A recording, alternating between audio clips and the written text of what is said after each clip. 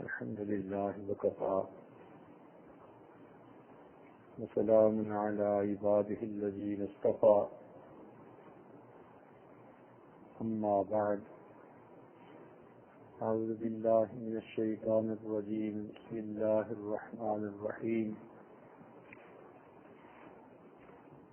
لقد كان لكم في رسول الله أسوة حسنة سبحان ربك رب العزة عما يصفون وسلام على المرسلين والحمد لله رب العالمين اللهم صل على سيدنا محمد وعلى آل سيدنا محمد وبارك وسلم اللهم صل على سيدنا محمد وعلى آل سيدنا محمد وبارك وسلم اللهم صل على سيدنا محمد وعلى آل سيدنا محمد وبارك وسلم 12 ربیع الاول نبی علیہ السلام کی ولادت کا دن ہے۔ عام طور پر ربیع الاول کے مہینے میں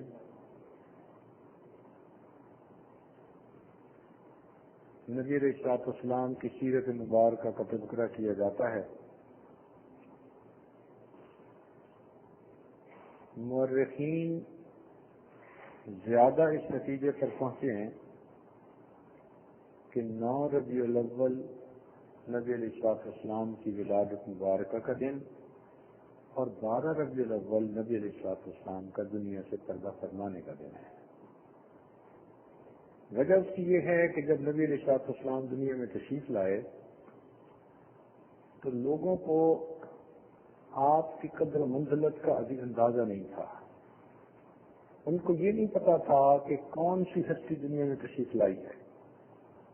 تو جیسے بچے کی تاریخ کچھ ذہن میں رہتی ہے اسی طرح بڑوں کے ذہن میں رہ گئی، لہذا بعد میں جب روایت ہوئی تو پھر اختلاف ہوا، کسی نے 9 ربیع الاول کہا، کسی نے 12 کہا، مگر زیادہ حضرات نے پیدائش کا دن 9 ربیع الاول کہا۔ لیکن جب نبی علیہ السلام اس دنیا سے تشریف لے گئے اس وقت چونکہ 1 لاکھ سے زیادہ لوگ آپ کے غلاموں میں شامل ہو چکے تھے، اس لیے وہ دن ہر ایک کے دل کے اوپر نقش گیا، لہذا آپ کے دنیا سے پردہ فرمانے کا دن 12 ربیع الاول، اس میں کوئی اختلاف نہیں۔ اس مہینہ میں عام طور پر نبی علیہ السلام کی سیرت طیبہ اور آپ کی تعلیمات کے تذکرے کیے جاتے ہیں، اور یہ بہت اچھی بات ہے، ہونی بھی چاہیے۔ نبی علیہ السلام کی تعلیمات کی محفلیں منعقد ہوتی رہنی چاہیے تاکہ ہماری آنے والی نسل کے سامنے نبی علیہ السلام کی مبارک شخصیت کا ہر گوشہ کھل کر سامنے آ جائے۔ سیرت کانفرنسیں ہوتی ہیں، جلسے ہوتے ہیں، یہ بہت اعلیٰ بات ہے۔ یہ مہینہ رحمتوں بھرا مہینہ، اس میں ایک بات سمجھنے والی ہے، وہ یہ کہ نبی علیہ السلام کے تشریف لانے کی خوشی منانا وہ تو ہر مسلمان کا کام ہے، مگر منانے کا انداز وہی ہو جس انداز پر ہمارے بزرگوں نے منایا۔ ایک آدمی ایک رزلٹ میں پاس ہو جائے اور باہر گلی میں ناچنا شروع کر دے تو اسے کون اچھا کہے گا؟ کہیں گے بھائی تجھے خوشی تو ملی، لیکن خوشی کا ایک انداز ہے۔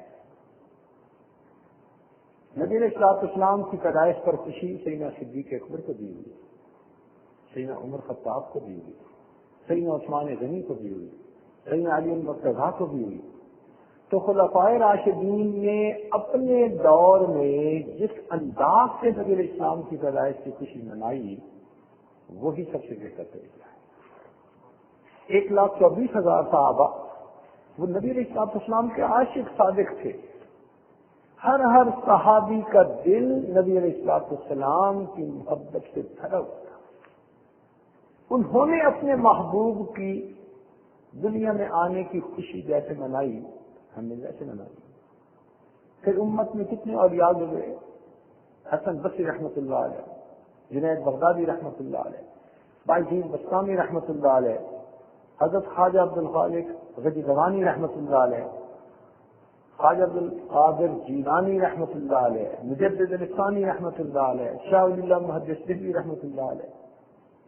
بڑے بڑے علم شخصیتیں گزری، فقہا گزرے. امام اعظم رحمۃ اللہ علیہ، امام شافعی رحمۃ اللہ علیہ، امام احمد بن حنبل رحمۃ اللہ علیہ اور امام مالک رحمۃ اللہ علیہ. یہ سب حضرات اس امت کے بڑے علماء اور بڑے مشائخ گزرے.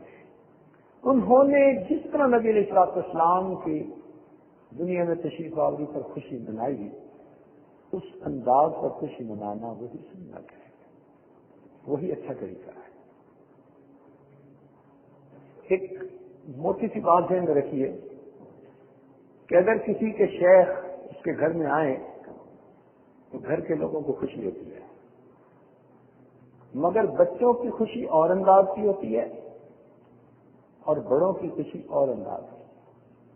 بچوں کی خوشی تو اتنی ہوتی ہے کہ حضرت صاحب آئے، کھانے اچھے بنیں گے اور ہمیں بھی مٹھائی ملے گی. یہ بچوں کی خوشی ہے. اور بڑوں کی خوشی کیا کہ ہماری شیخ تشریف لائے، وہ ہماری اصلاح اور تربیت کی باتیں بتائیں گے، ہم ان پر عمل کر کے انسان بن جائیں گے. یہ بڑوں کی خوشی ہے. تو نبی علیہ السلام کی دنیا میں تشریف آوری پر خوشی آج دو انداز سے منائی جاتی ہے. بعض نوجوان اس طرح مناتے ہیں کہ فقط اس دن ایک جلسہ کر کے یا جلوس کر کے خوشی کا اظہار کر لیتے ہیں. یہ بھی خوشی ہے مگر بچوں جیسی خوشی ہے. بڑوں کی خوشی یہ ہے کہ سیرت کے تذکرے کیجیے اور جہاں جہاں ہماری زندگی نبی علیہ السلام کی مبارک زندگی سے مختلف ہے اس کو ختم کرنے کی کوشش کریں تاکہ زندگی 100% نبی علیہ السلام کی سنت کے مطابق ہے. یہ اصل خوشی ہے. ویسے ایک علمی نقطہ ذہن میں رکھیے، تفسیروں میں لکھا ہے کہ اللہ رب العزت نے جب اس کائنات کو پیدا فرمایا تو 6 دن لگے. زمین کو 2 دن میں پیدا کیا، خلق الارض فی یومین، 2 دن میں زمین کو پیدا فرمایا. پھر 4 دن لگے اس زمین کے اندر انسان کا رزق رکھنے میں. مبارک فیہا، اس میں برکتیں رکھی اللہ نے، معدنیات رکھے، نمکیات رکھی. آج اس ریشو پرپورشن کی وجہ سے زمین سے کیا پھل پھول اور سبزیاں نکلتی ہیں، انسان کی زندگی کا بقا جن کے اوپر منحصر ہے. تو 4 اور 2 6 دن لگے. تو مفسرین نے لکھا کہ اللہ رب العزت نے اتوار کے دن اس زمین کو بنانا شروع فرمایا اور جمعہ کے دن یہ مکمل ہوئی. کیونکہ اتوار، سوموار، منگل، بدھ، جمعرات اور جمعہ. تو اتوار کا دن اس کا شروع کا دن اور جمعہ کا دن اس کے مکمل ہونے کا دن اور ہفتے کا دن چھٹی کا دن. لہذا اس وقت کی دنیا میں 3 بڑے مذاہب ہیں. ان میں عیسائی اتوار کے دن اپنی خوشی کا دن، جمعے کا دن، عبادت کا دن مناتے ہیں. تو سنڈے پریئر ہوتی ہے ان کی.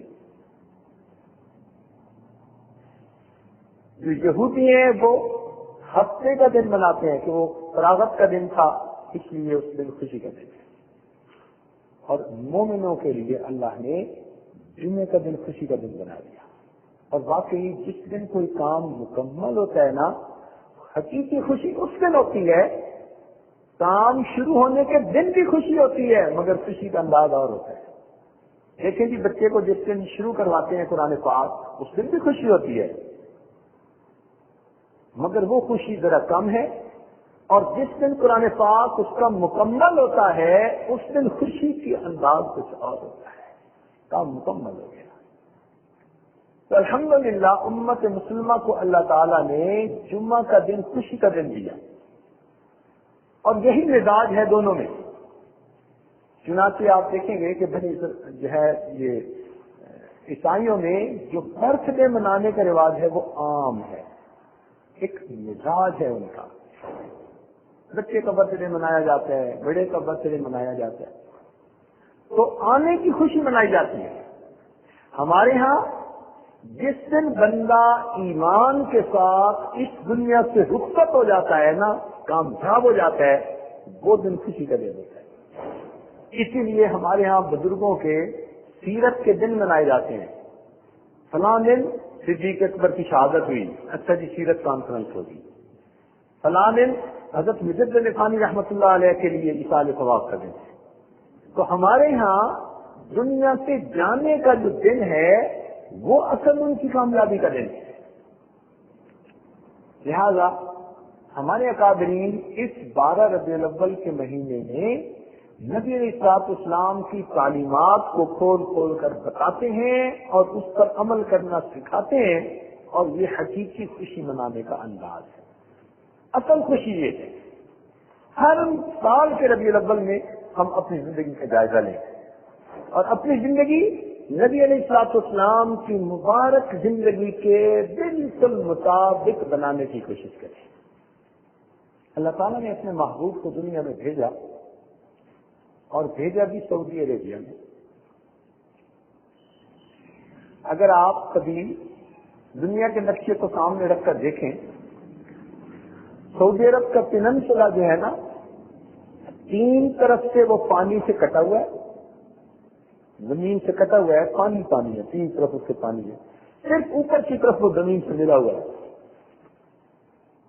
3 طرف اس کو پانی میں گھیرا ہوا ہے، ایک طرف وہ باقی زمین کے ساتھ جڑا ہوا ہے اوپر کی طرف۔ جیسے انسان کا دل 3 طرف سے کٹا ہوا ہوتا ہے ہینگنگ، اور اوپر سے جسم کے ساتھ جڑا ہوتا ہے، جیسے انسان کا دل دھڑکتا ہے ایسے ہی انسان کی قیام کا زندگی کا سبب بنتا ہے۔ اللہ تعالیٰ نے اس خطہ سعودی عربیہ کو دنیا کا جغرافیائی دل بنا دیا۔ جب تک دھڑکتا رہے گا، جب تک کعبہ اپنی جگہ پر موجود رہے گا، اس وقت تک انسان کی بقا ہے۔ چنانچہ نبی اسلام نے فرمایا کہ قرب قیامت کی بڑی علامات میں سے علامت یہ ہے کہ کعبے کو گرا دیا جائے گا، یہ آخری علامت ہوگی یعنی پھر قیامت کی، اس کے بعد پھر قیامت آ جائے۔ تو بیت اللہ شریف ہمارے قیام کا سبب ہے، اس لیے ہر مومن کو اس جگہ کے ساتھ والہانہ محبت ہوتی ہے۔ نبی علیہ الصلوۃ والسلام سے والہانہ محبت، بیت اللہ شریف سے والہانہ محبت، یہ ہر مومن کا ایک والہانہ محبت کا انداز ہوتا ہے۔ جب نبی علیہ السلام تشریف لائے تو اس جزیرہ عرب کے اندر جو لوگ تھے بہت ہی زیادہ گمراہی اور جہالت کی زندگی گزار رہے تھے۔ ان کی حالت یہ تھی کہ ظالم اپنے ظلم کے بلبوتے پر دوسروں پر راج کر رہا تھا۔ اتنی اجڑ قوم تھی کہ اس وقت کی جو سیولائز حکومتیں تھیں وہ بھی ان پر حکومت نہیں کرنا چاہتی تھی۔ مثلا فارس اور روم دونوں جگہوں پر بڑی بڑی حکومتیں تھیں، مگر وہ حکومتیں ان پر حکومت بھی نہیں کرنا چاہتی تھی۔ وہ کہتے تھے یہ اتنے بگڑے ہوئے ہیں، نہ تو وہاں پر پانی ملتا ہے، نہ زراعت ہوتی ہے، ہم اگر وہاں جائیں تو کس لیے جائیں؟ بے آب ہو گیا علاقہ اور وہاں کے لوگ جہالت میں بڑے ہوئے، ان پڑھ لوگ، امی، قرآن مجید میں ان کو ان پڑھ کہا گیا۔ ایسے لوگوں میں اللہ تعالیٰ نے اپنے محبوب کو بھیجا۔ تو دل میں سوال پیدا ہوتا ہے کہ بھی اپنے محبوب کو ایسے لوگوں میں بھیجنے میں بھی کیا حکمت تھی. تو ہمارے علماء نے لکھا کہ اللہ رب العزت نے اگر اپنے محبوب کو کسی بڑے ڈیولپڈ علاقے میں اس زمانے کے اور پڑھے لکھے لوگوں میں بھیجا ہوتا تو پھر آپ وہاں اگر دین کا کام کرتے تو دنیا لکھتی کہ ان کو لوگ اچھے مل گئے تھے،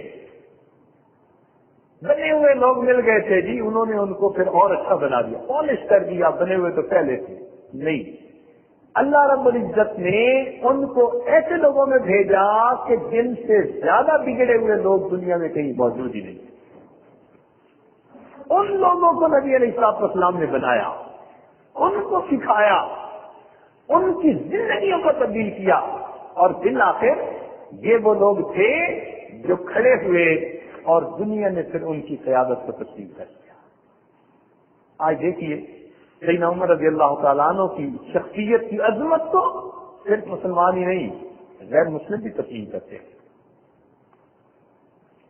غیر مسلم بھی اس کو تسلیم کرتے ہیں.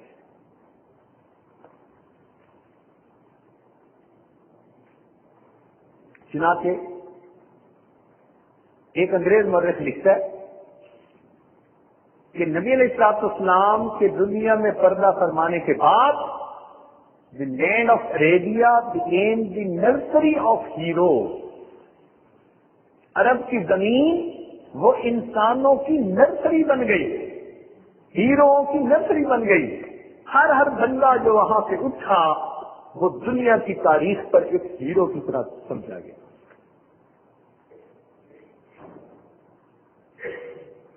نبی علیہ السلام کی مبارک زندگی میں جو نبوت کی زندگی ہے، نہ تو آپ نے کبھی باہر کا سفر کیا کہ کہیں نبوت کی زندگی میں آپ باہر ملکوں میں تشریف لے گئے ہو، اور نہ آپ کی زندگی میں آپ کے صحابہ آپ کو چھوڑ کر کہیں اور گئے.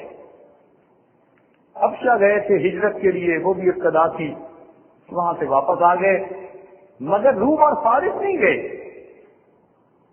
ایک صحابی کے بارے میں آتا ہے کہ عبرانی زبان میں اس وقت لکھا جاتا تھا تو مسلمانوں کو زبان نہیں آتی تھی، تو جب نبی علیہ السلام کے خطوط لکھے جانے تھے انہوں نے عرض کیا اللہ کے نبی مجھے اجازت دیجیے میں جا کے یہ سریانی زبان سیکھ کے آتا ہوں. وہ گئے اور چند دنوں کے اندر سیکھ کر واپس آئے. مگر کوئی اکنامکس پڑھنے نہیں گیا، کوئی مینجمنٹ سائنسز پڑھنے نہیں گیا، کوئی جا کر وہاں اور ایسی بات نہیں پڑھنے گیا کہ ہم اپنے ماحول معاشرے کو کیسے ایڈوانسمنٹ دے سکتے ہیں.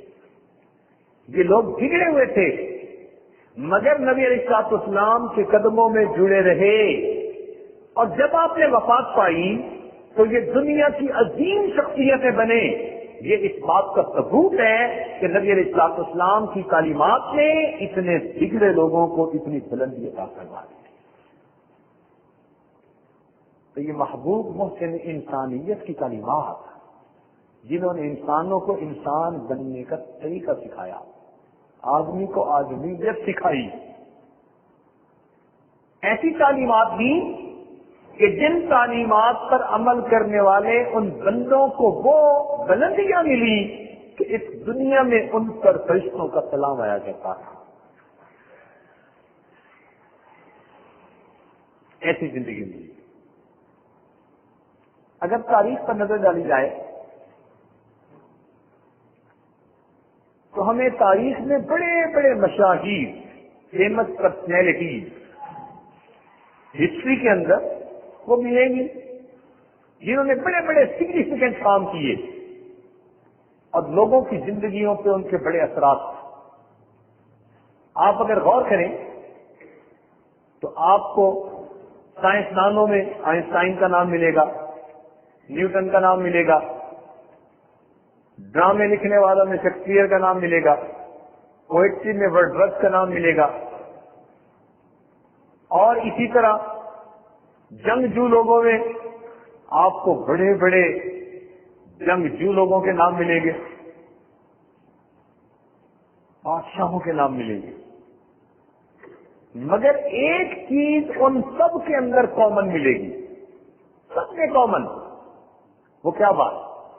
کامن چیز یہ ملے گی کہ ان کے زندگی کے اگر آخری ایام کو آپ اسٹڈی کریں تو کہیں نہ کہیں لکھا ہوگا، انہوں نے خود اپنی زبان سے کہا ہوگا یا ان کے بعد ان کے شاگردوں نے، قریب والوں نے کہا ہوگا کہ جی وہ کرنا تو بہت کچھ چاہتے تھے مگر مہلت نہ ملی تو وہ اپنا کام کر نہ سکے۔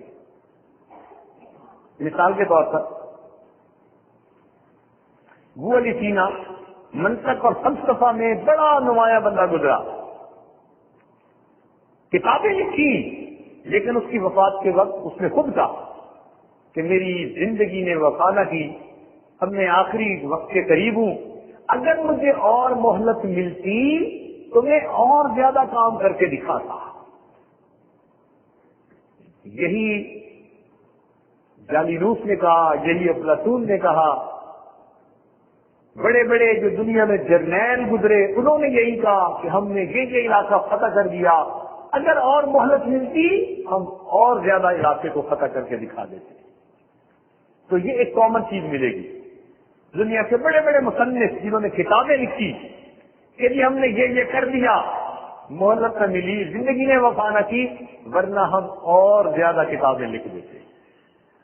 تو جب یہ بات ہم سب کی زندگیوں میں کامن پڑھتے ہیں تو دل میں ایک بات پیدا ہوتی ہے کہ ان لوگوں نے بڑے بڑے کام کیے مگر ان کے کام ابھی ادھورے رہ گئے، پورے نہیں کر سکے، زندگی کی حسرتیں رہ گئی، زندگی کی تمنائیں نامکمل رہ گئی، منزل پہ نہیں پہنچے، ابھی ان کا کام ادھورا تھا۔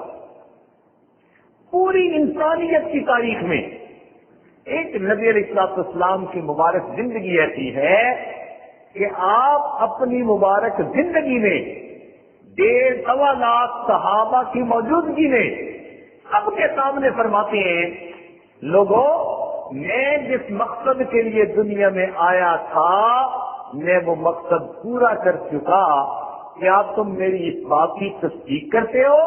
1.25 لاکھ لوگوں نے کہا، اے اللہ کے نبی ہم اس بات پر گواہی دیتے ہیں آپ نے فرض کو ادا کر دیا، امانت پہنچا دی۔ گویا ایک زندگی ایسی ہے جو کامل زندگی ہے، باقی سب کی سب زندگیاں ادھوری زندگی۔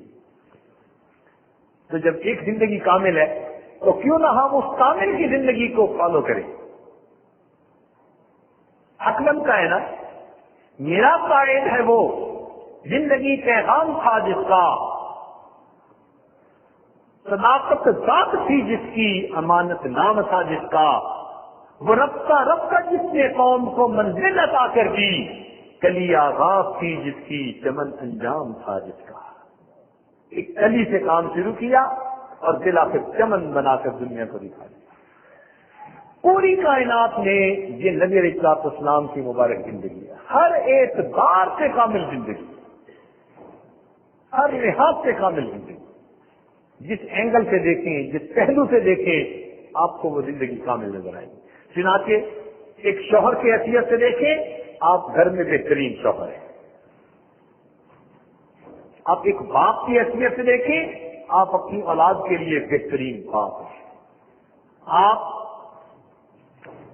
ایک دوست کی حیثیت سے دیکھیں، آپ سیدنا صدیق اکبر اور دوسرے حضرات کے لیے ایک بہترین دوست بھی ہے، آپ ایک معلم کی حیثیت سے دیکھیں، آپ بہترین معلم ہیں، ایک فاتح کی حیثیت سے دیکھیے بہترین فاتح، ایک عبادت گزار کی حیثیت سے دیکھیے آپ کائنات کے سب سے بڑے عبادت گزار، تواضع کی نظر سے دیکھیے آپ کائنات کے سب سے زیادہ متواضع انسان ہیں، اخلاق والے، کردار والے، یہ سب نعمتیں اللہ رب العزت نے آپ کو عطا کی۔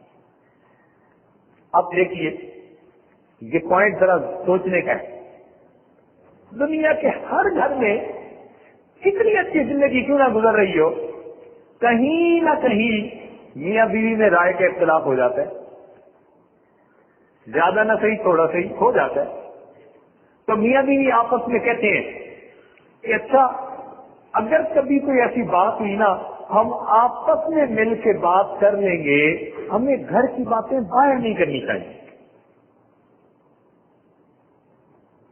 علماء کو دیکھیں، مشائخ کو دیکھیں، عام تاجروں کو دیکھیں، پڑھے لکھے دوسرے طبقے کو دیکھیں، ہر بندہ اپنے گھر میں یہ کہے گا اور یہ میری پرائیویٹ لائف ہے.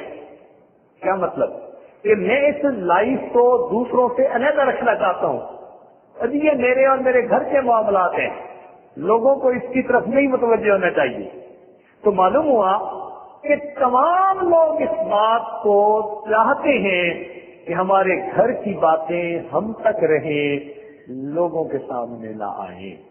پوری کائنات میں، انسانیت کی تاریخ میں ایک ہستی ہمیں ایسی نظر آتی ہے کہ جس نے اپنے گھر والوں کو آ کر کہا، اپنی بیویوں کو، کہ تم مجھے تنہائی میں جس طرح زندگی گزارتی دیکھتی ہو یہ تمہارے اوپر فرض ہے، اگر کوئی تم سے پوچھے تو تم اس زندگی کو لوگوں کے سامنے کھول کر بیان کرو. یہ چھوٹی بات نہیں ہے، یہ بہت بڑی بات، بہت بڑی بات ہے. ایسی کامل زندگی کہ گھر کی باتیں، فرمایا جو کچھ مجھے دیکھتی ہو کرتے ہوئے، میری زندگی لوگوں کے سامنے اگر دوسری عورتیں آئیں اور تم سے پوچھنا چاہیں کہ نبی علیہ السلام کی زندگی میں یہ کیسے کیسے ہیں، تمہیں اس بات کا حکم ہے کہ تم میری زندگی کو لوگوں تک پہنچاؤ. ایسی صاف ستھری زندگی، پھولوں سے زیادہ معطر زندگی، خوشبودار زندگی. تو دل یہ چاہتا ہے کہ پھر انسان ایسی زندگی کو فالو کرے. ادھورے لوگوں کی زندگی کو فالو کیا کرنا؟ تو حقیقت میں یہ نبی علیہ السلام ہی کی شان ہے کہ ان کی زندگی ہر اعتبار سے کام ہے. آج دنیا کہتی ہے کسی بندے کے بارے میں رائے کام کرنی ہو نا تو جی اس کی بیوی سے پوچھو، بچوں سے پوچھو، یا اس کے ماتحت جو کام کرنے والے ہیں نا جی ان سے پوچھو، وہ آپ کو صحیح رپورٹ دیں گے. وہ قریب ہوتے ہیں نا، ان کو اندر کی حقیقت کا پتہ ہوتا ہے. اس لیے کئی لوگوں کے سامنے بڑے عظیم رہنما بنے ہوتے ہیں اور بیوی ان کو سمجھتی کچھ نہیں، اس لیے کہ وہ سمجھتی ہے کہ اندر سے کیا ہے. اولاد ان سے فائدہ نہیں پاتی. قریب کے دوستوں کو کمزوریوں کا پتہ ہوتا ہے، ماتحت کو پتہ ہوتا ہے کہ صاحب کی زندگی کیسی ہے. تو باہر کی دنیا میں وہ بڑے معزز ہوتے ہیں، مگر جب اپنے گھر اور اس کے کلوز دائرے میں آتے ہیں تو ان لوگوں کی کمزوریاں کھل جاتی ہیں. مگر نبی علیہ السلام کی مبارک زندگی کچھ اور انداز تھی. جو آپ صلی اللہ علیہ وسلم کے جتنا زیادہ قریب ہوا اتنا ہی زیادہ اس کے دل میں آپ کی محبت آئی. جو ذرا دور رہا، اگر اس کی زندگی میں محبت کم ہے تو جتنا قریب ہوتا گیا وہ محبت اتنی زیادہ بڑھتی گئی، حتیٰ کہ جب نبی علیہ السلام نے نبوت کا دعویٰ فرمایا تو سب سے پہلے وہی لوگ ایمان لائے جو نبی علیہ السلام کے سب سے زیادہ قریب. اور تمہیں کون ایمان لائی؟ خدیجہ الکبریٰ رضی اللہ عنہا، بیوی ایمان لائی. بیویاں مانتی ہیں؟ نہیں مانتی، الا ماشاء اللہ. جس کی زندگی نبی علیہ السلام کی سنت کے مطابق ہوگی ان کی بیویاں صرف ان کی بات ماننے والی ہیں. اور کون ایمان لایا؟